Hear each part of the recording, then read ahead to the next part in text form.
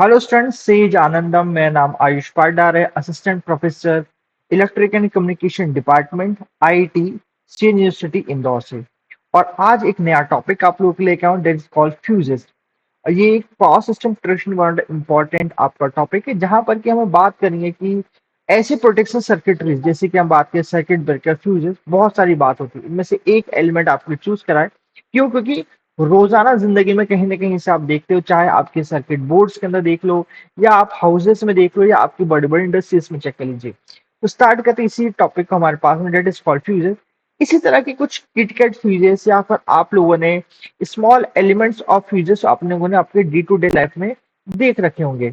इन्हें हम क्या कहते हैं? किटकैट फ्यूजेस कहते हैं हमारे पास में। और ये हमारे एक तरह के इंसर्शन के टाइप में आने वाले फ्यूजेस के एलिमेंट की बात की जाती है। आपकी जो ड्रिल्स वगैरह होती है, इस तरह के आपने 1 एम्पेयर, 2 एम्पेयर, 15 एम्पेयर तक के आपने फ्यूजेस देख रखे होंगे। और ये फ्यूजेस होते क्या स्टूडेंट्स? फ्यूजेस आर नथिंग, एक छोटा सा मेथोडोलॉजी के हिसाब से समझाने की कोशिश करता हूँ। ये आपका घर है, जहां से कि आपको एक फेज जो है, वहां से आपको करंट आ रहा होगा।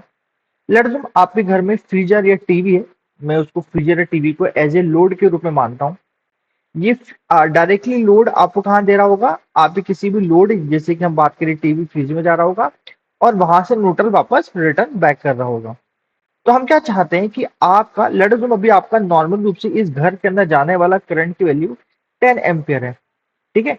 और अचानक से आपके पास जो लोड है, किसी भी तरह का लोड है मेरे पास में, इस लोड में अचानक से फॉल्ट आ गया है मेरे पास में। इस फॉल्ट के कारण क्या होगा कि अचानक से करंट जो आपको मात्र अभी 10 एम्पियर फ्लो करा था, इसकी वैल्यू मात्र, बच्चों ध्यान दीजिएगा, माइक्रो सेकंड और मिली सेकंड में इसकी वैल्यू बढ़ के आपकी थाउजेंड्स ऑफ एम्पियर हो जाएगी। अब ये जो करंट, इतना जो अचानक से करंट बढ़ा है आपके पास में, कभी ये करंट कभी आपकी इस तरह के लोड में, कुछ भी लोड हो सकता है बच्चों, बार बार कह रहा हूं मैं, आपका बल्ब लोड हो सकता है, फ्रीज लोड हो सकता है, ट्यूबलाइट लोड हो सकती है, रेफ्रिजरेटर लोड हो सकता है। इसमें अचानक से इतना करंट गया तो हो सकता है कि ना सिर्फ वो आपके जो लोड है उससे खराब करेगा, और उसके साथ में सीरीज में मौजूद जितने भी आपके इक्विपमेंट है उनको भी खराब करने की कोशिश करेगा। तो इसके प्रोटेक्शन के लिए हम लोग क्या चाहते हैं? हम एक तरह के सर्किट ब्रेकर, एक तरह के हम एलिमेंट चाहते हैं, एक तरह के प्रोटेक्शन एलिमेंट चाहते हैं कि इन केस कभी ये जो रेटिंग आपकी 10 एम्पियर, इससे कुछ बड़ा हुआ करंट मिले, तो एक तरह की ब्रेकिंग प्रॉपर्टी हम चाहते हैं कि इस सर्किट को हम क्या कर सकें? बाय पार्ट कर सकें, कि आपका हेल्दी सिस्टम अलग रहे, और आपका अनहेल्दी सिस्टम वो सिस्टम कहते हैं जहां पर फॉल्ट आया उसे हम अलग कर सकें। तो एक तरह की ब्रेकिंग मैकेनिज्म की बात आती है। तो बच्चों ध्यान दो, इस तरह की ब्रेकिंग मैकेनिज्म में one of the important part play करता है आपका फ्यूज, यहाँ पर लगता है। तो एक पार्ट तो ये बच्चों बहुत इंपॉर्टेंट ध्यान दीजिएगा, आपका फ्यूज का एक काम ये होता है, कभी एक्सेसिव करंट सर्किट फ्लो कर रहा है तो उसी समय उस सर्किट को ब्रेक कर देना, मतलब आपके जहां से करंट आ रहा है और जहां करंट जा रहा है उन दोनों पार्ट को अलग कर देना। और ये कहाँ लगता है? तो प्लीज देखो, मैंने इसके आपको कहाँ बताया है, ये आपको फेज में लगाना बताया। तो आपको ये भी क्वेश्चन आता है कि आपके पास में फ्यूजेस कहाँ लगाए जाते हैं? तो फेज में आपके पास में लगाया जाता है। इसकी बहुत ही छोटी डेफिनेशन होती है कि फ्यूजेस एक तरह के छोटे पीसेस होते हैं मेटल के, जो कि सर्किट के फेज में लगाए जाते हैं। कभी एक्सेसिव करंट, मतलब बहुत ही हेवी करंट फ्लो होना स्टार्ट हुआ तो बहुत ही जल्दी ये अपने सर्किट को तोड़ देते हैं। अब मैंने आपको बताया कि यहाँ पर छोटे छोटे एलिमेंट लगते हैं, तो होता कैसा है? तो बच्चों ध्यान दीजिएगा, नॉर्मल रूप से हमारे सर्किट ब्रेकर अपनी फ्यूजेस के अंदर एक छोटा सा केस होता है। इस केस के बीच में एक छोटी सी वायर वायर लगी होती है। ये वायर अलग अलग तरह का मिल सकता है मेरे पास बच्चों। समझ लीजिए कि ये आपका इनकमिंग पॉइंट है ये, और ये आपका आउटगोइंग पॉइंट है मेरा। इन और आउट आपके सामने बच्चों लिख रखे हैं मैंने आपके पास में। इन से आपके पास में करंट आएगा, आउट से मेरे पास करंट जाएगा। लड़जो में इस करंट की रेटिंग आप लोगों ने 10 एम्पेयर दे रखी कि 10 एम्पेयर तक करंट जाएगा तो इस वायर में कुछ नहीं होगा। जैसे 10 एम्पेयर से ज्यादा, लड़जो में 14 एम्पेयर, 15 एम्पेयर हो चुका है, तो अचानक से क्या करेगा? ये गल जाएगा। मेन प्रॉपर्टी क्या होती है कि ये इसके अंदर ये करंट कभी ज्यादा, लड़जो इसमें 15 एम्पेयर करंट फ्लो करना अचानक से स्टार्ट हो गया पास में, तो 15 का होल स्क्वायर मल्टीप्लाई बाय इस एलिमेंट का अपना खुद का रेजिस्टेंस, तो आई स्क्वायर आर के फॉर्म में हीटिंग देना चालू कर देता है बच्चों मेरे पास में। और हीट के कारण क्या होता है? ये गलना चालू हो जाता है, जिस कारण की अचानक से स्मेल्टिंग कारण अचानक से ये वायर टूट जाता है, और टूटने के कारण क्या होता है? ये पार्ट अलग और ये पार्ट अलग हो जाता है। तो अभी जो एलिमेंट कौन से रख सकता हूँ? तो प्लीज इंपॉर्टेंट क्या पॉइंट होता है कि नॉर्मल ऑपरेटिंग कंडीशन के अंदर ये जो इनको बोलते हैं फ्यूज एलिमेंट कहते हैं, ये फ्यूज एलिमेंट अपने टेम्परेचर को ज्यादा नहीं बढ़ाते और मेल्ट नहीं होते मेरे पास में।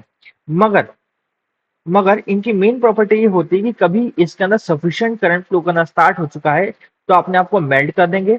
और अच्छा, और ऐसा नहीं कि इसको किसी भी तरह का अपोजिशन देंगे, ये इसकी अच्छी खासी कंडक्टिविटी होती है। और लास्ट पॉइंट ये है कि सर इसको कभी बाहरी खुली हवा में रखा जाए तो जल्दी ये डिटोरेट ना हो ऑक्सीडेशन के कारण। तो one of the main element के तौर पे हम इस्तेमाल करते हैं सिल्वर या कॉपर जैसे एलिमेंट्स की बात करते हैं डिटोरेशन के पर्पस के हिसाब से। और जैसे मैंने बताया इंसर्ट कहाँ करते हैं, सीरीज में करते हैं आपके सर्किट के अंदर। ये नॉर्मल करंट जब फ्लो करेंगे तो किसी तरह की हीटिंग नहीं देंगे, मगर जैसे शॉर्ट सर्किट करंट या ओवरलोडिंग कंडीशन होगी तो फ्यूज क्या करेगा, अपने करंट को बढ़ाएगा, जिस कारण की टेम्परेचर बढ़ेगा, जिस कारण की फ्यूज मेल्ट हो जाएगा और डिस्कनेक्ट करेगा सर्किट को प्रोटेक्शन के हिसाब से मेरे पास में। और ये प्रोटेक्शन आपकी मशीन्स इक्विपमेंट को डैमेज करने से बचाती है। तो बेसिक फंडा ये होता है हमारे फ्यूज के बीच का। तो कई बच्चे ये भी बोलेंगे सर हमारे घर में तो खटके टाइप का हमारे सर्किट ब्रेकर भी लगा हुआ है, इसमें उसमें फर्क क्या है बच्चों, बहुत ज्यादा मेजर डिफरेंस है। हर बार जब भी फ्यूज आपका खराब होगा तो हर बार उसकी रीवायरिंग मतलब बार बार उसको एक और बार वायर करना पड़ेगा आपको। और बच्चों कभी कभी हम कभी कोई मोटा वायर ले ले तो हो सकता है अपने, अभी मैंने बताया कि एक छोटा सा वायर है जिसकी छोटा सा वायर है जिसकी 1 स्क्वायर का वायर आपके पास में, तो हो सकता है कि वो 5 एम्पेयर तक करंट झेल सकता हो। और लेटर में आपने ऐसी दो वायर अचानक से साथ में लगा दी है तो उसकी रेटिंग 10 एम्पेयर हो जाएगी। और कभी आपने इसकी जो रेटिंग है बोल रखा है कि 7 एम्पेयर के ऊपर करंट जाने पर फॉल्ट को ये ट्रिप करना चाहिए था, तो ट्रिप नहीं कर पाएगा। तो इट मीन्स ये ऑटोमेटिक ऑपरेशन नहीं है। सबसे बड़ी दिक्कत इसमें चीजें होती है कि किस तरह का वायर इसमें लगा पाते हो, सबसे बड़ी दिक्कत की बात होती है। तो ये फ्यूज क्या करता है, अब फ्यूज और सर्किट ब्रेकर में एक दिक्कत तो ये समझ में आती है। दूसरी चीज कि फ्यूज का one of the major advantage होता है बच्चों मेरे पास में कि लड़कों फ्यूज है आपके पास में, ये फ्यूज वायर है मेरे पास में, तो फ्यूज वायर इस करंट को भी डिटेक्ट करता है कितना करंट आ रहा है और अपने आप उसको ट्रिप कर देता है। मतलब डिटेक्शन और इंटरप्शन दोनों का फंक्शन होता है, मगर सर्किट ब्रेकर में ऐसा नहीं होता बच्चों। सर्किट ब्रेकर में एक और चीज लगी होती है जिसको बोलते हैं रिले बच्चों। रिले का काम कैसा होता है कि हम जैसे आप क्लास में होते हो तो आप अस्तर अंदर मस्ती मजाक कर रहे हो अपने दोस्तों के साथ, तो एक बच्चे को आपने गेट पे खड़ा कर दिया, तो कहा कि जाके देख लेना कि कोई फैकल्टी या कोई टीचर आए तो मुझे बताए ना। तो रिले एक बेसिकली उस पर्टिकुलर बच्चे तरह के गेट पे खड़े बच्चे की तरह काम कर जो सिर्फ और सिर्फ देखता है कि सर्किट के अंदर कोई भी एबनॉर्मलिटी या फॉल्ट आए कि नहीं आए। वो कभी ट्रिप नहीं करता, ये एक तरह का सेंसिंग डिवाइस होता है जो फॉल्ट को डिटेक्ट करके बताता है सर्किट ब्रेकर को कि वहां पर फॉल्ट आया कि नहीं आया। तो सर्किट ब्रेकर से ट्रिप करने का काम देता है, ये जो डिटेक्शन का फंक्शन होता है रिले अलग से करता है। तो सर्किट ब्रेकर से आपका फॉल्ट इंटरप्शन का डिटेक्शन का अलग से रिले सिस्टम लगाना पड़ता है।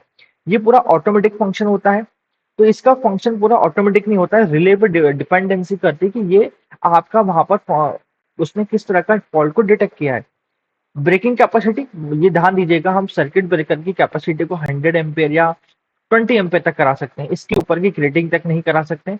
इसलिए हम नॉर्मली इसको day to day household domestic application में इस्तेमाल करते हैं।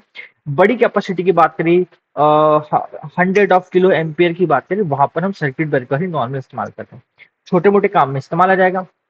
एक और सबसे बड़ा एडवांटेज क्या होता है फ्यूजेस का, क्योंकि सर क्योंकि बहुत जल्दी ये इसकी मेल्टिंग बहुत जल्दी होती है इसके पास में, तो 0.00 सेकंड में ही अपने आप को ये इंटरप्ट कर देगा, मगर इसको इंटरप्ट करने में थोड़ा टाइम लगता है सर्किट ब्रेकर को। अगला एज ए एडवांटेज की तो डिसएडवांटेज जो मैंने बताया कि हर बार तुम्हें रिप्लेसमेंट रिक्वायरमेंट होती है वायरिंग की, मगर सर्किट ब्रेकर में क्या होता है एक बार ट्रिप कर दे तो वापस अपने आपका नॉर्मल सिस्टम आपने ठीक कर लिया, वापस आप सर्किट को वायरिंग करने की जरूरत नहीं, सर्किट के खटके को ऊपर करके आप ट्रिपिंग सर्किट को ठीक कर सकते हो। वेरियस टाइप ऑफ आपको फ्यूजेस मिलते हैं, इसको बोलते हैं हाई रप्चर कैपेसिटी के फ्यूजेस, जो आप इस तरह के डायग्रामेटिक वी में देख रहे हो। कार्ट्रिज टाइप के फ्यूजेस आपको मिलते हैं बच्चों, रिवायरेबल फ्यूजेस मिलते हैं बच्चों। अब इन दोनों में अंतर क्या होता है, कार्ट्रिज फ्यूज का मतलब क्या होता है कि अंदर का जो वायर आपको दिखाई दिया ना बच्चों, उसको फ्यूज एलिमेंट कहते हैं। कभी ब्रेक हो जाए तो आपको नया कार्ट्रिज लगाना पड़ता है। सेम एचआरसी फ्यूजेस में होता है कि आपका कार्ट्रिज कभी उड़ जाए मेरे पास में, आगे जाके इसके हम बात करेंगे आप लोगों से बहुत ही बेसिक एलिमेंट्स के अंदर कि इसमें किस तरह के पाउडर्स लगे होते हैं, तो इसको भी हमें वापस क्या करना पड़ता है, नया चेंज करना पड़ता है। मगर इस तरह के आपके रिवायरेबल फ्यूजेस के अंदर ये दो कॉन्टेक्ट होते हैं, ये कॉन्टेक्ट होते हैं बच्चों, इनके बीच में छोटा सा वायर लगाते हैं, इस तरह से लगाते हैं। ठीक है, ये बात ध्यान दीजिएगा इसके अंदर। चलिए, हम कभी फ्यूजेस को डिवाइड करने की क्लासिफिकेशन की बात करते हैं, low voltage, high voltage, five according to, और सब डिवीजन की बात करें लो वोल्टेजेस की तो हम बात करते हैं सेमी इंक्लोज है, हाई रप्चर की बात करते हैं, वही हाई वोल्टेज जो हमने बात करी फ्यूजेस की, तो कार्ट्रिज टाइप, लिक्विड टाइप या मेटल क्लेड टाइप फ्यूजेस की बात होती है। अब एक इंपॉर्टेंट कैरेक्टरिस्टिक जैसे मैंने बताया कि सर बहुत ही छोटे क्षण के अंदर मतलब 0.02 सेकंड के अंदर ही क्या कर सकता है, इंटरप्शन कर सकता है। तो ये किस पर निर्भरता करती है, तो बच्चों इसकी कैरेक्टरिस्टिक आती है, उसको बोलते हैं फ्यूज टाइम कैरेक्टरिस्टिक, या फिर कहते हैं ये एक तरह का इनवर्स टाइम कैरेक्टरिस्टिक है। अब कई बच्चों ने सर ये तो पहली बार नाम सुना है। होता क्या है बच्चों कि जितना ज्यादा बड़ा करंट होगा जो कि अचानक से सर्किट में आए, उतनी जल्दी फ्यूज मेरा मेल्ट होकर ब्रेक हो जाएगा। लेकिन तुम हमने बात करी कि सर मेरा करंट की वैल्यू 12 एम्पियर करंट अचानक से सर्किट में आया है, तो बहुत ही छोटा टाइम, मतलब वो देखो बहुत ही छोटा टाइम लगेगा सर्किट को ब्रेक करने के अंदर। लेट जो आपने कहा कि सर करंट की वैल्यू थोड़ी सी और कम आई है, तो थोड़ा और ज्यादा समय लेगा।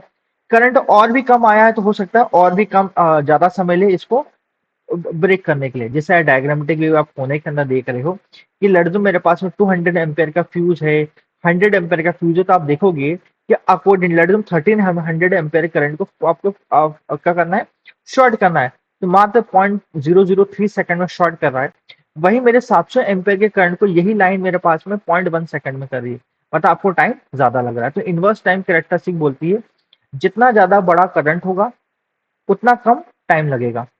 वही हम बात करें जितना छोटा करंट होगा उतना ज्यादा समय मेरा फ्यूज लेगा उसको मेल्ट करने के अंदर। आई स्क्वायर आर हीटिंग के लॉ के ऊपर बेस पे बात करता हूँ। तो फ्यूज एलिमेंट की जैसे मैंने कैरेक्टरिस्टिक की बात करी कि सर लो मेल्टिंग पॉइंट होना चाहिए, हाई कंडक्टिविटी होना चाहिए, ऑक्सीडेशन जल्दी नहीं होना चाहिए, कॉस्ट कम होना चाहिए। तो इसके हिसाब से कौन कौन सा एलिमेंट इस्तेमाल कर सकते हैं। लो मेल्टिंग पॉइंट के हिसाब से बच्चों टीन और लीड को इस्तेमाल करते हैं। कंडक्टिविटी हाई किसकी होती है, सिल्वर और कॉपर की होती है। डिटोरेशन सबसे कम किसमें होता है, सिल्वर में होता है। और लो कॉस्ट तीन लीड और कॉपर का होता है। बच्चों आइडियल रूप से हमारा जो आइडियल एलिमेंट होना चाहिए, कभी हम किसी फ्यूज से बात करें तो सिल्वर होना चाहिए। मगर एस पर हम बात करें कॉस्टिंग के हिसाब से, तो नॉर्मल रूप से हम जब बात करते हो टीन और लीड की ही बात करते हैं फ्यूज एलिमेंट के ऊपर, तो कॉमनली रूप से इसका इस्तेमाल किया जाता है। ठीक है। और हम बात करें कि हमारी अप्रोप्रिएट, हम बात कर सके सर हमारा जो आइडियल है, तो आइडियल के हिसाब से क्या होना चाहिए, सिल्वर होना चाहिए। आइडियली सिल्वर को इस्तेमाल करें, जब प्रैक्टिकली किसका इस्तेमाल करते हैं, लीड और टिन का इस्तेमाल करते हैं बच्चों। तो यही जो कैरेक्टरिस्टिक होती है कि कितने, अब ये वायर की बात होगी, तो फ्यूज जो वायर होता है बच्चों इसकी कैरेक्टरिस्टिक होती है कि कितना करंट वो होल्ड कर सकता है। तो current rating of fuse element depend करते हैं कितने टेम्परेचर राइज के ऊपर वो काम कर रहा है। तो अभी फ्यूजिंग करंट है, फ्यूजिंग करंट का मतलब क्या होता है बच्चों, अब इसको भी थोड़ी समझने की, कंसेप्ट को समझने की कोशिश करें। कि लड़कों तुम्हारे पास एक वायर है, समझ लो जो कि 2530 सेंटीमीटर का एक वायर है।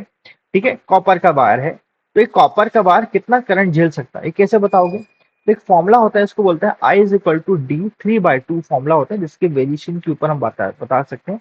तो इसको बोलते हैं फ्यूजिंग करंट, मतलब वो करंट जिसको झेलने के, जब तक हमारा आपका फ्यूज एलिमेंट उस करंट को झेल सकता है, उससे ज्यादा कभी करंट आपने दिया तो फ्यूज एलिमेंट मेल्ट हो जाएगा और डिस्कनेक्ट कर देगा सर्किट को। उसको क्या बोलते हैं हमारे पास में, फ्यूजिंग करंट कहते हैं बच्चों मेरे पास में।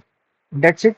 तो और भी वेरियस फैक्टर्स होती हैं, उनकी हम अगली नेक्स्ट लेक्चर में बात करेंगे, जैसे कि material of fuse element, length की, डायमीटर की, साइज एंड लोकेशन की, टाइप ऑफ एंक्लोजर की, जिसके ऊपर आपका फ्यूजिंग करंट डिपेंड करता है। ठीक है जी। So and last advantage disadvantage.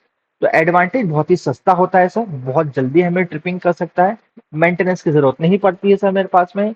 Sir ये इसकी सबसे बड़ी इनवर्स टाइम कैरेक्टरिस्टिक जहां पर कि हम बात कर सकते हैं जितना बड़ा करंट उतने कम टाइम में फॉल्ट को इंटरप्शन कर सकता है, बहुत छोटा साइज होता है सर इसका।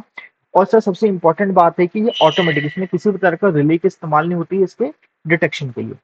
मगर डिसएडवांटेज क्या है, बार बार रीवायरिंग की जरूरत पड़ेगी या फिर नया फ्यूज तुम्हें लगाना पड़ सकता है मेरे पास में। अगली चीज सर, हेवी करंट को, इस फॉल्ट को इंटरप्ट नहीं कर सकता सर, इसके लिए मेरे पास में कभी कभी मुझे आवश्यकता ऐसी पड़ती है कि मुझे हेवी करंट को भी बहुत थोड़े समय के बाद मुझे आपको इंटरप्ट करना पड़ता है। ऐसी कैरेक्टरिस्टिक हम कंट्रोल नहीं कर सकते फ्यूज में, जो कि वन ऑफ द डिसएडवांटेज उनसे एक हो सकता है बच्चों। दैट्स इट बच्चों फ्रॉम टुडेस लेक्चर, जहां पर कि हमने फ्यूजेस की पूरी नॉमेनक्लेचर को पढ़ा बहुत ही डिटेल, और भी आगे हम पढ़ने पाएंगे नेक्स्ट लेक्चर में आके। कभी आज का लेक्चर आपको पसंद आया तो प्लीज हमारे सेज के इस यूट्यूब चैनल को, जहां पर कि ईसी और इलेक्ट्रॉनिक इलेक्ट्रिकल दोनों की हम आपके टॉपिक्स को हम कवर कर रहे हैं इस हमारी लेक्चर सीरीज के अंदर, तो लाइक करेंगे, सब्सक्राइब करेंगे इस चैनल को, कभी आप लोगों को पसंद आए, और शेयर करेंगे सारे दोस्तों को। Thank you so much friend, good day, best of luck.